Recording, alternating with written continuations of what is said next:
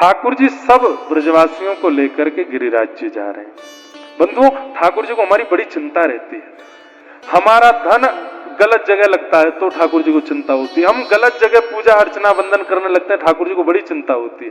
ठाकुर जी कहते हैं मैं मिल गए हो फिर भी तुम्हें और जगह जावे की क्या जरूरत है।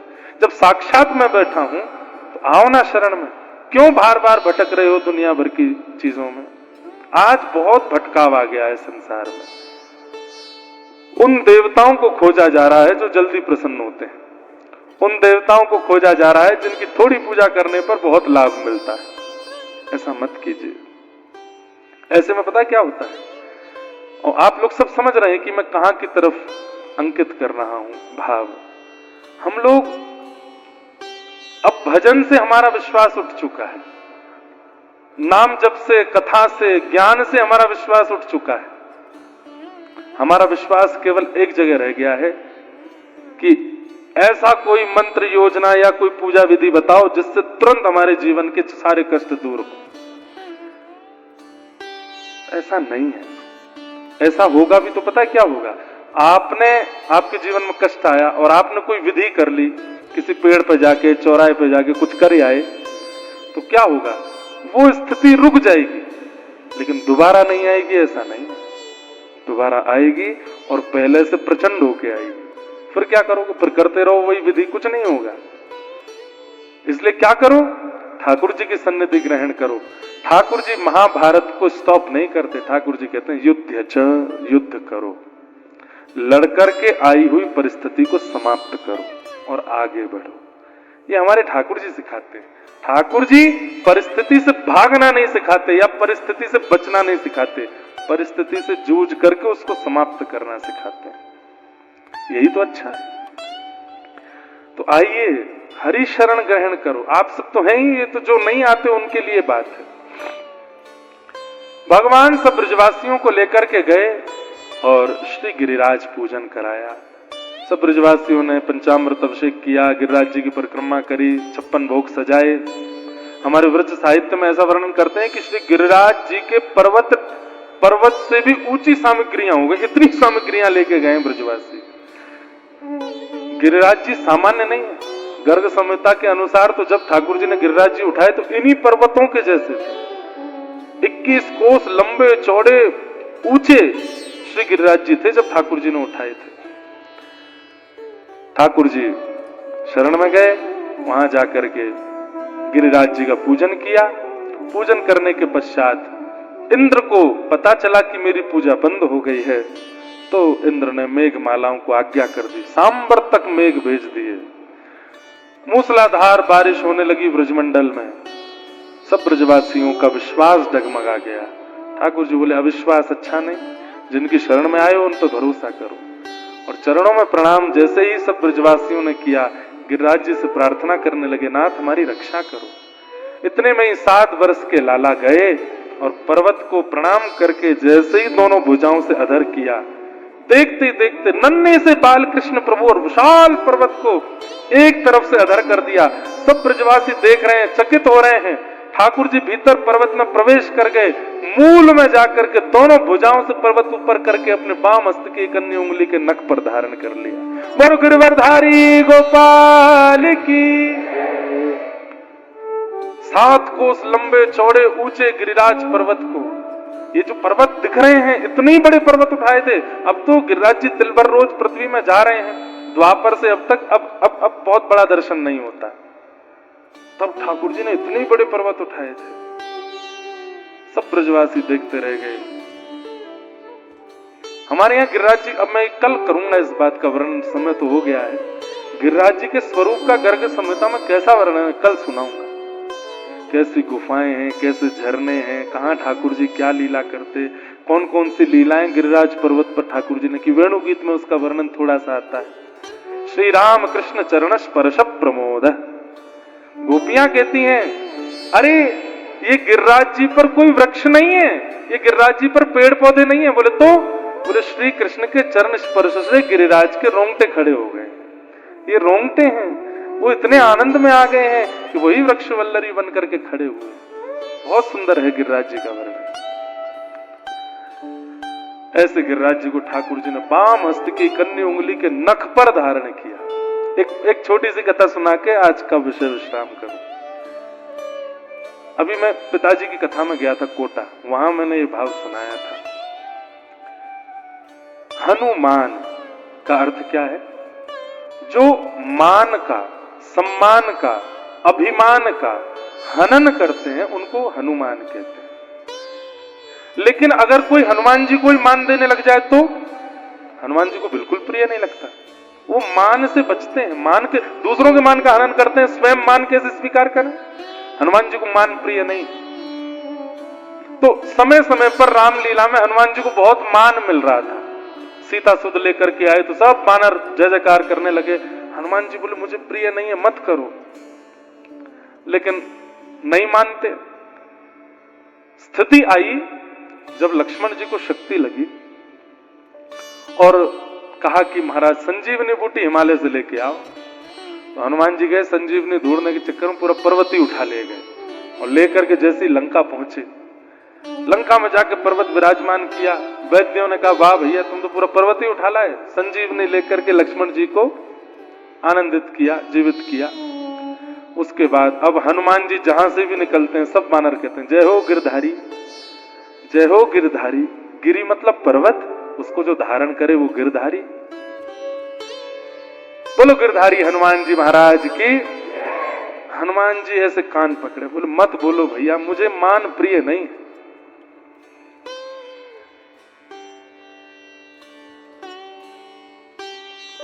गिरधारी राम जी के पास गए, बोले जय जय अब मुझसे सहन नहीं हो रहा। बोले क्यों, क्या हो गया?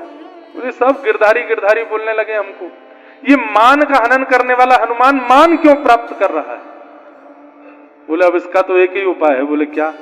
आप भी गिरि धारण करो और ये नाम अपने ऊपर ले लीजिए जो मेरे ऊपर आ गया है। ठाकुर जी बोले अभी तो नहीं करेंगे पर हम वचन देते हैं, द्वापर तक और गिरधारी बने रहो, उसके बाद हम ऐसे गिरधारी बनेंगे कि गिरधारी नाम से तुमको कोई नहीं जानेगा, सब हमको ही जानेंगे। तो आज ये नख पर धारण करना, अरे ठाकुर जी प्रगुटी टेढ़ी कर दें, इंद्र की मजाल की एक बूंद नीचे गिर दे।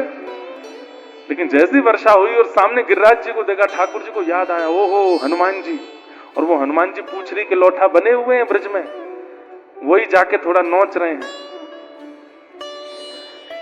वो गिरधारी वाला नाम ले लीजिए ना हमारे ऊपर से। ठाकुर जी करते हैं, बोले ऐसे धारण करना कि मैंने तो भुजा पे धारण किया, आप ऐसे धारण करना कि आपका ही नाम गिरधारी पड़ जाए। बोले देखो 7 बरस के ठाकुर जी ने दोनों भुजाओं से गिरिराज जी उठा के, और जैसे ही अपने बाम हस्त की, बाम हस्त में सीधे हाथ से कम पावर होती है। आप सीधे हाथ से कुछ चीज खींचो उठाओ सहज होगा, उल्टे हाथ से नहीं होता क्योंकि ये यूजफुल नहीं है।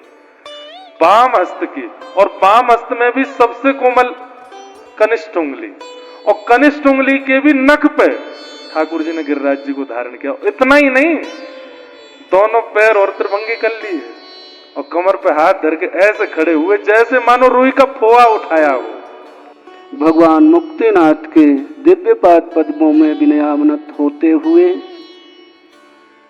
सभी श्री वैष्णवों को व्यास पीठासीन, व्यास का पीठ सबसे सर्वोत्तम और सबसे पूज्य होता है।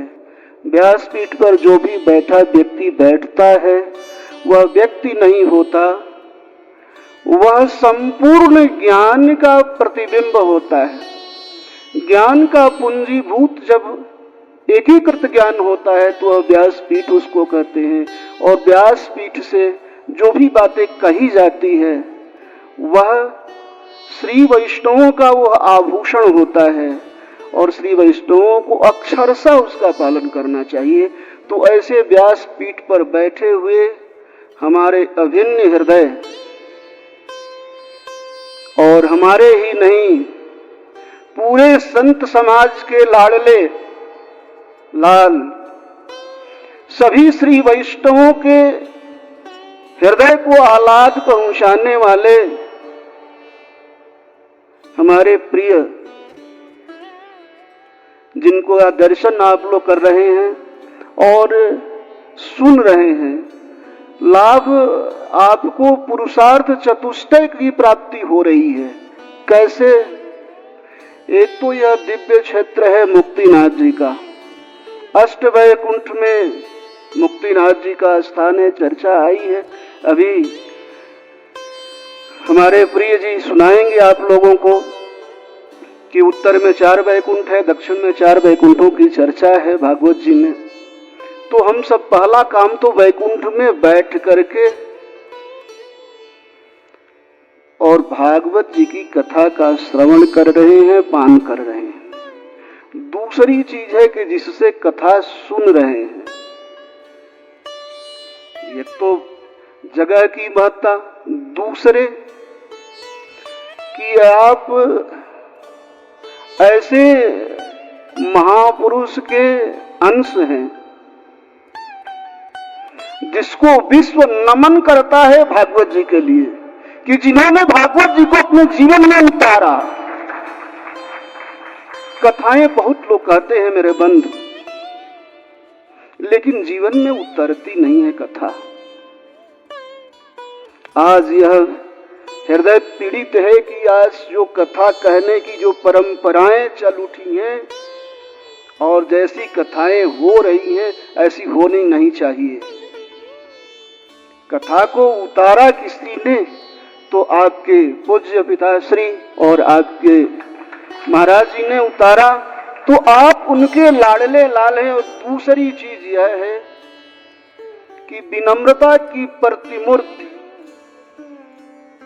कोई भागवत जी की कथा विनम्र ही कह सकता है, कोई रसिक ही कह सकता है। जब तक विनम्रता की प्राप्ति नहीं होती भागवत जी को रखा नहीं जा सकता है, आपके जनमानस में स्थापित नहीं किया जा सकता है।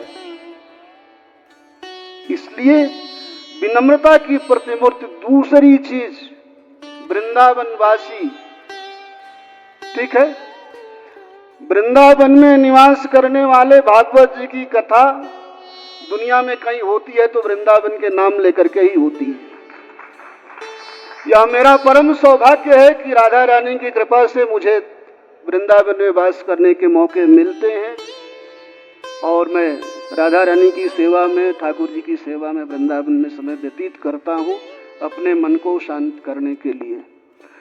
तीसरी चीज कि आप ब्रजवासी हैं, ब्रजवासी ही भागवत जी की कथा कह सकता है। रोम रोम में जिसके जन्म से ही बैठा हुआ है, जन्म से। कोई सिखाने की भी, पढ़ने की भी उतनी जरूरत नहीं है जितनी कि जो लोग पढ़ करके जो भाव व्यक्त नहीं करेंगे, जन्म से जिसका जन्म ब्रज में हुआ वो ऐसे भाव व्यक्त होते हैं। तीसरी चीज कि हमारे संप्रदाय में जो अध्यापक होता है उसको उपाध्याय कहते हैं। तो ये सारे विशेषण आपके साथ लगे हुए हैं, ठीक है ना। और आप लोग धन्य हैं कि आप लोगों को कथा सुना नहीं रहे हैं, आप लोगों के हृदय में भगवान को बिठा रहे हैं। सहज सरल भाव को व्यक्त करके आपके हृदय में भगवान को बिठा रहे हैं कि हृदय झंकृत हो जाए और मुक्तिनाथ भगवान आपको अपना बना ले। कण कण यहाँ का कण कण मुक्तिनाथ भगवान है, मुक्त करने वाले हैं जीव की गति। जो भगवान कृष्ण ने कहा सर्वधर्मान परित्यज्य मामेकं शरणं व्रज अहं त्वा सर्व पापेभ्यो मोक्षयिष्यामि शुचा। तो आपको स्वामी जी लेकर के यहाँ तक आए और भगवान के श्री चरणारविंदों में लगा दिया है। यही आचार्य का काम है। आप कहाँ कहाँ रहने वाले लोग हो, एक जगह के तो हो नहीं, सबको खींच करके बुलाया, ले आया और भगवान के चरणों में लगा दिया है। इसलिए मैं हृदय से इनके लिए मंगल कामना कर रहा हूँ कि आप ऐसे ही लाडले लाल बन करके पूरे विश्व में भागवत जी का प्रचार करें और भागवत जी को स्थापित करो जनमानस में, और भागवत जी के बताए हुए मार्ग पर चल करके जीवन को हम लोग सफल बना सकते हैं। कहते हैं कि भागवत जी को सुनने से जीव मुक्त हो जाता है। केवल सुनने से हमें मुक्ति तो नहीं मिलती कि केवल सुन ले। आप सुनिए, उसका मनन करिए, चिंतन करिए, निधिध्यासन करिए, जीवन में उतारिए। भागवत जी की कथा मार्ग देती है, मार्ग बताती है कि किस चीज से हमें किस चीज की लाभ होगा, कैसे हमें जीवन यापन करना है भगवान के पहुंचने तक, भगवान के पास पहुंचने तक। भागवत जी की कथा हमें प्रेरित करती है कि कैसे हम भगवान को प्राप्त कर सकते हैं। भगवान को प्राप्त करने में आचार्य की कृपा चरमोपाय है। हम लोगों की आचार्य लक्ष्मीनाथ समारंभा नाथयामुन मध्यमाम् अस्मदाचार्य पर्यन्तां वंदे गुरु परंपराम्। जानकी जी, माता जी, राधा रानी, जिसको आप मानते हैं, राघवद्वैत भवत सीता रुक्मिणी कृष्ण जन्मनी, तो जिसको आप मानते हो, माँ एक ही है। जयंत ने अपराध किया माता जी के साथ, ठीक है ना। भगवान ने दंड देने का प्रयास किया, चाहते तो दंड तो कर सकते, लेकिन भगवान को यह दिखाना था कि माँ कितनी दयालु है। चारों तरफ जयंत घूम करके आया, कहीं शरण नहीं मिला, तो जानकी जी के ही शरण में गिर गया। जानकी जी ने कहा कि चलो, माँ तो दया की प्रतिमूर्ति है। माँ ने उसके एप्लीकेशन को फॉरवर्ड किया। माँ ने जयंत के मस्तक को, चोटी को पकड़ा और भगवान के चरणारविंद में लगा दिया। यही जीव की स्थिति है। हमारे यहाँ जो परंपराएं हैं, वो आचार्य परंपरा में गुरु ही चरमोपाय है और माँ पहली गुरु है। माँ भगवान के चरणों में लगा देती हैं। उसी परंपरा में आप आबद्ध हैं और ऐसे ही मैं चाहता हूँ कि नित्य निरंतर ऐसी कथा चलती रहे, ऐसा भाव प्रवाह होता रहे। गिरिराज जी की कथा कितने तन्मयता से और कितनी सरलता से आप लोगों को श्रवण करा रहे हैं, और यही मंगल कामना कर रहा हूं। कथा तो सुना ही रहे हैं, तो प्रसंग न करके समय भी हो चुका है। यह है कि आप लोग इतना विश्वास कर लो मन में कि आप आचार्य कृपा से भगवान के चरणारविंद में आ गए हो।